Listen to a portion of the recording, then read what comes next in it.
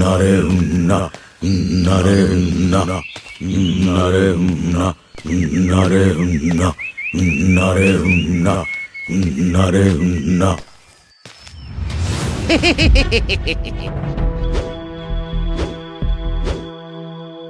কে তুমি?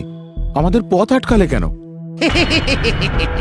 আমি একজন সুরকার, এই ঢোল বাজিয়ে গান করি। তোমাদের নতুন বউ যাচ্ছে, কিন্তু তোমাদের মধ্যে কোনো আনন্দ নেই, কোনো গান নেই। তাই আমি এলাম, ভাবলাম তোমাদের একটা গান করে শোনাই। না না না, কোনো দরকার নেই, তুমি যাও। এই, কে আছো? ওকে কিছু টাকা দিয়ে দাও তো। আমি তো যাওয়ার জন্য আসিনি, আমি তো আমার ঢোলক দিয়ে তোমাদের গান শোনাবো, আর তোমাদেরকে তো সেটা শুনতেই হবে। আরে কি আশ্চর্য, আমাদের এখন গান শোনার সময় নেই। পথ ছাড়ো, যাও এখান থেকে। গান না শুনিয়ে তো আমি কোথাও যাব না। এই, তোরা দাঁড়িয়ে দাঁড়িয়ে দেখছিস কি? ওকে রাস্তা থেকে সরা।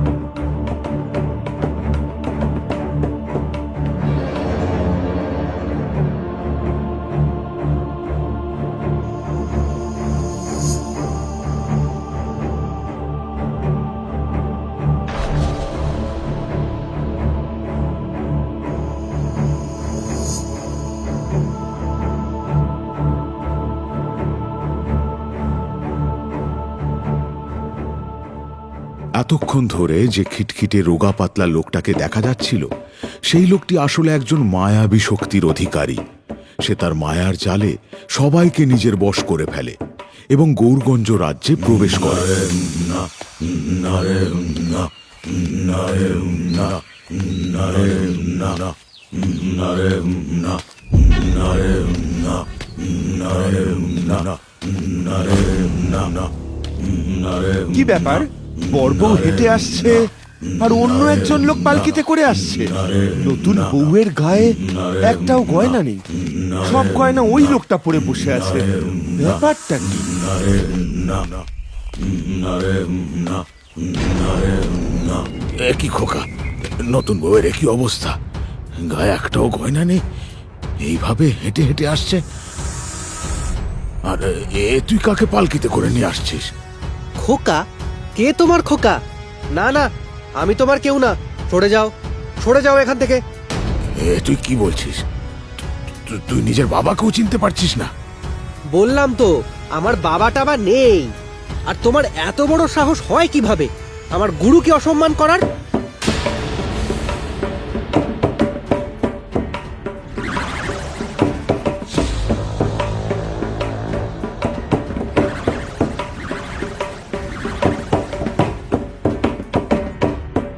হ্যাঁ হ্যাঁ, ইনি আমাদের গুরু, ইনি আমাদের গুরু। চলো সবাই এনার সঙ্গে, চলো চলো এনার সঙ্গে।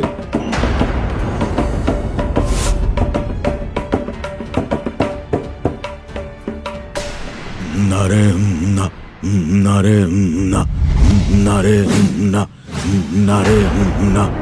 এসব কি হচ্ছে? এভাবে সবাই লোকটির প্রতি আকৃষ্ট হয়ে পড়ছে কেন? না না, কোনো না কোনো কারণ তো অবশ্যই আছে, কিন্তু কি সেই কারণ? নারে না নারে না নারে না।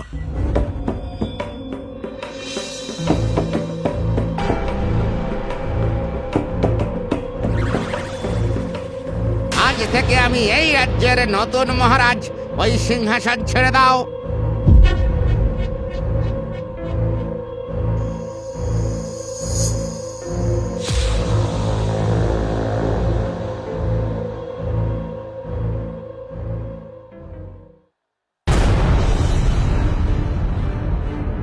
তার মানে আমার আশঙ্কাটাই ঠিক। এই লোকটির মধ্যে নিশ্চয়ই কোনো মায়াবী শক্তি আছে, আর সেটা আছে লোকটির ঢোলকে। আমাকে যেভাবেই হোক সবাইকে এই বিপদ থেকে রক্ষা করতে হবে।